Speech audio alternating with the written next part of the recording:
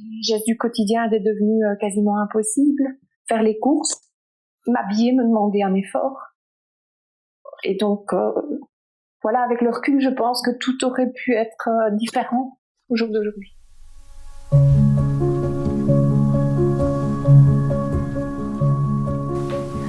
Je crois que dans un premier temps, je n'ai pas compris ce qui m'arrivait. Au retour de la maternité, nous étions en travaux à la maison. J'ai allaité 1 mois. Donc d'abord, ça a commencé par une fatigue, je ne dormais pas suffisamment. Beaucoup de stress, peur de ne plus être à la hauteur. Ça devenait compliqué de m'occuper de mon bébé, de le langer. Un épuisement total.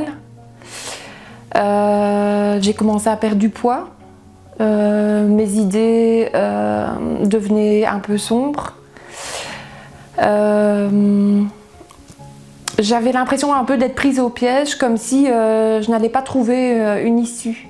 Et donc je me cachais. J'avais un peu honte de la personne que j'étais devenue.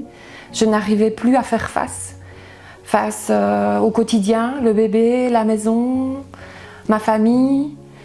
J'ai tué, je me suis cachée. Et avec le recul, je pense que tout aurait pu se terminer autrement. On peut observer plusieurs éléments, plusieurs facteurs. Je vous en expliquerai 3. Le premier, on peut rencontrer des personnes qui sont assez exigeantes vis-à-vis d'elles-mêmes, qui ont ce qu'on appelle en psychologie une croyance vis-à-vis d'elles-mêmes qui pourrait être limitante. Elles ont comme valeur très importante le fait d'être une maman très disponible, d'être une épouse présente et de bien faire pour son entourage en fait. Donc si on part de ce constat-là, lorsqu'on peut avoir un enfant, plusieurs, eh bien, ça a quand même un bouleversement dans la vie d'une personne, dans la vie d'une famille, et il faut pouvoir s'adapter à cette situation-là. Mais c'est tout nouveau en fait, donc parfois il y a des choses pour lesquelles on n'arrive pas à suivre en fait. Donc ça c'est une série de croyances, de valeurs qui peuvent être issues finalement de la personnalité, des expériences de vie que la personne a rencontrées et voilà, de son éducation. Et donc, c'est un petit peu des petits messages comme fais plaisir aux autres, sois parfait, qui peuvent à la fois amener à ce que la personne fasse beaucoup de choses positives, mais qui peuvent aussi parfois être négatifs. La deuxième chose, je dirais que ce sont des stresseurs qui peuvent être extérieurs à la personne, qui peuvent être par exemple à l'arrivée d'un enfant, en plus de ça d'autres facteurs comme un déménagement, des travaux, des difficultés familiales, des difficultés conjugales, d'autres enfants à gérer, notamment pour parfois des enfants qui ont aussi leurs difficultés, qui peuvent être à une période critique de leur vie ou qui peuvent avoir des difficultés de santé aussi, donc ça fait une accumulation de choses. Et le troisième élément que j'aimerais vous expliquer, c'est le fait que quand on est fort disponible, quand on se rend fort disponible pour les autres, qu'on est vraiment soucieux de bien faire, qu'on a un environnement qui peut parfois être source de stress et que on ne se préoccupe pas suffisamment de ses besoins personnels, on arrive à une forme d'épuisement qui est psychique et physique. La personne se sent très fatiguée, ne se sent plus à la hauteur d'arriver à faire tout ce qu'elle a envie de faire. Et donc, on peut aussi observer d'autres symptômes qui peuvent être concomitants à ceux-là, qui peuvent être des troubles psychosomatiques, des difficultés à dormir, des difficultés à se concentrer, à mémoriser certaines nouvelles informations, à avoir une attention soutenue. Parfois, certaines personnes n'arrivent même plus à suivre une émission, à lire un magazine, parce qu'elles se sont constamment débordées. Finalement, leur attention, le fait qu'on est aussi dans un système où on manque de sommeil. En tant que jeune parent, tout jeune parent connaît ça, le manque de sommeil, mais parfois ça peut durer des mois et des mois en fait. Donc plus l'épuisement qu'on peut connaître, parce qu'on se rend compte que on n'arrive pas à suivre, on s'est mis une pression et on n'arrive plus à suivre, donc on a le sentiment de craquer en fait à un moment donné, comme il y a un sentiment un peu d'échec, de ne pas réussir à faire tout ce qu'on voudrait faire. Quand je suis rentrée de la maternité avec Charles, j'étais très fatiguée. J'ai allaité mon bébé, la maison était en travaux, on recevait nos amis dans les poussières, nous n'avions pas de cuisine équipée. J'avais déjà fait un baby blues pour ma fille qui a 13 ans. Ce baby blues n'avait pas duré plus de 2-3 jours.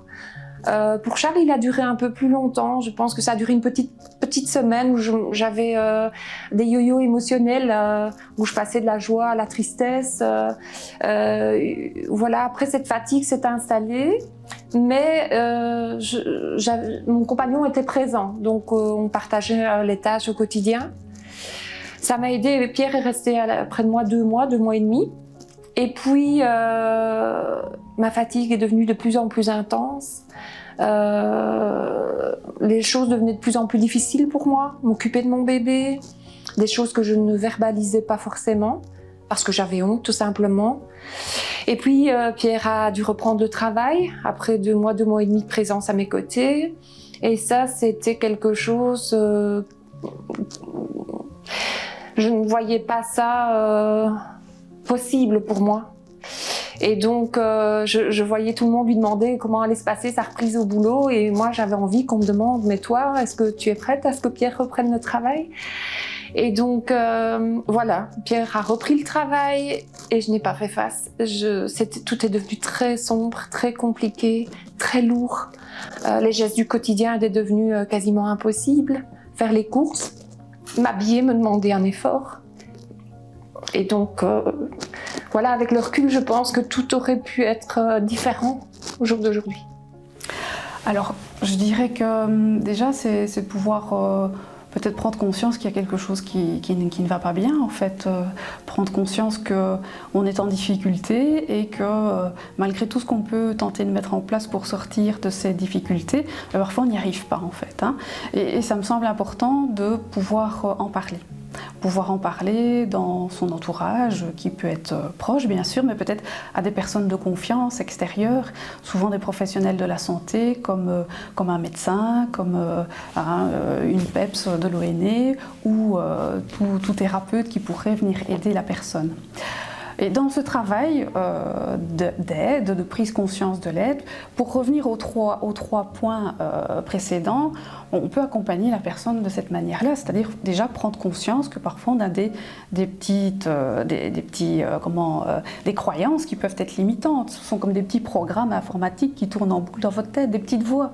Tu dois faire ceci, il faut faire cela. Déjà prendre conscience de ces croyances limitantes, d'observer les points positifs et négatifs de ces croyances, et puis de s'autoriser une espèce d'antidote. C'est pas parce qu'aujourd'hui tu n'as pas réussi à faire tout ce que tu voulais dans ta maison que ça fait de toi une mauvaise maman. Non, tu es une bonne personne quand même. Tu essaies de faire du mieux que tu peux. Et c'est normal parfois de ne pas y arriver. Ça, c'est par rapport aux croyances. La deuxième chose, c'est aussi prendre conscience de son environnement, de tous les stresseurs qui peuvent être extérieurs, et peut-être de relativiser, prendre un peu de recul, de parfois être peut-être un peu moins exigeant vis-à-vis de son entourage, de pouvoir aussi se concentrer sur une différente façon de communiquer. Au lieu de communiquer peut-être sous une forme peut-être de critique ou de reproche, d'arriver à verbaliser ce qu'il ferait du bien, quels sont ses besoins, comment pouvoir parler de ses émotions sans pour autant être dans une interaction qui pourrait paraître agressive. Ça peut être aussi intéressant d'apprendre à dire non. Parce que c'est vrai que quand on est soucieux de bien faire, d'aider les autres, on va accepter pas mal de choses en fait. Et il faut peut-être parfois s'interroger, tiens, est-ce que j'ai vraiment envie de faire ça ? Est-ce que c'est vraiment à moi de le faire ? Est-ce que j'ai le temps de le faire ? Est-ce que je suis compétent pour le faire ? Ou est-ce que cette personne qui m'a demandé quelque chose, elle ne peut pas faire une partie en fait, du trajet avec moi en fait. Donc ça, ce sont tous des éléments qui permettent de prendre conscience que on a bien sûr un entourage. C'est important d'être soutenu justement quand on est une jeune maman. C'est très important d'être soutenu. Vous savez, dans certaines cultures, il y a une présence de l'environnement familial pendant plus d'1 mois, où les mamans, les belles-mères, les cousins, les cousines viennent aider, donner du soutien à la maman qui ne sait pas toujours comment faire avec son enfant ou qui a parfois besoin d'aide pour ses autres enfants. Et donc, avec l'environnement, c'est pouvoir se dire, oui, je suis entourée, mais parfois, ça peut être aussi intéressant d'aller chercher de l'aide à l'extérieur quand on n'y arrive pas. Et enfin, ce qui me semble aussi très important, c'est pouvoir identifier les besoins qui ne sont pas satisfaits. Parce que lorsqu'on est épuisé physiquement et mentalement, j'ai parfois des gens qui viennent me dire « Vous savez, j'ai vraiment envie de prendre mes valises et de partir très loin. » C'est vraiment un indicateur qu'on n'a pas assez de temps pour soi.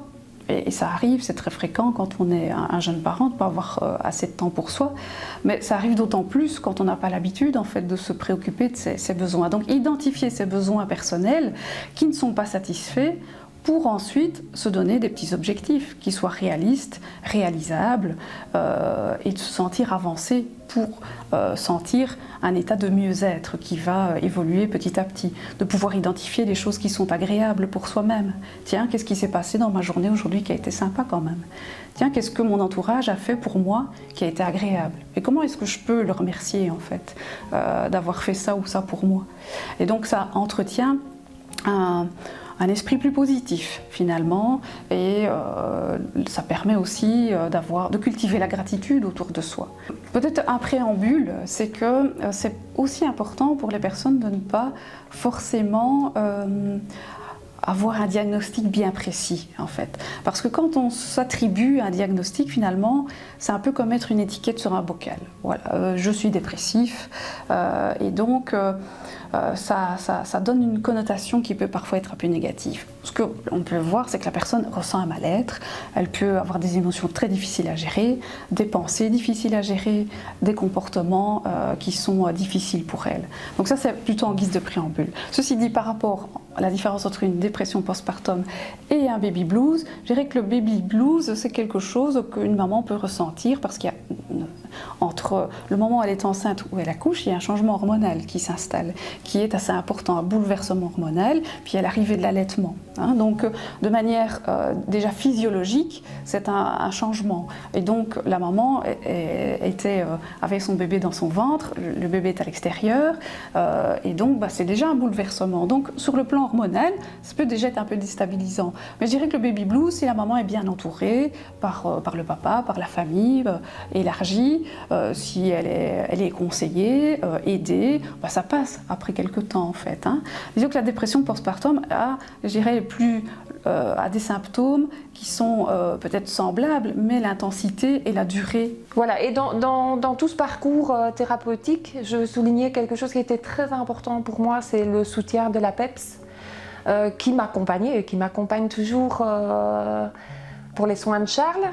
J'avais l'image d'une PEPS présente pour peser le bébé, pour me donner des conseils sur l'alimentation. Et j'ai découvert que c'était bien plus que ça. En fait, j'ai ressenti un soutien très riche, soutien à la parentalité. J'attendais ses visites intensément. Elle n'a jamais compté son temps pour moi. Discuter, être entendue dans mes souffrances, c'était très important pour moi. Sans jugement, pouvoir exprimer ses ressentis. Je lui dis merci, merci. Alors comment faire pour consulter un psychologue? Il y a plusieurs possibilités. Vous pouvez vous adresser à votre médecin traitant de votre région qui peut vous orienter vers les psychologues de référence de sa région. Vous pouvez aussi aller sur Internet. Il y a des sites Internet qui référencient les différents psychologues. Et il y a aussi des psychologues de première ligne. Donc vous pouvez, si vous avez peu de moyens financiers, parce que malgré tout, une consultation en privé, ça représente le coût des honoraires, même s'il y a un remboursement partiel de la mutuelle, c'est pas toujours accessible pour tout le monde. Il y a aussi les psychologues de première ligne où le montant de la consultation est beaucoup plus accessible pour tout un chacun. Et donc là, il est nécessaire d'avoir une prescription médicale de son médecin. Et il y a de nouveau, évidemment, des sites de référence pour ces psychologues psychologues de première ligne.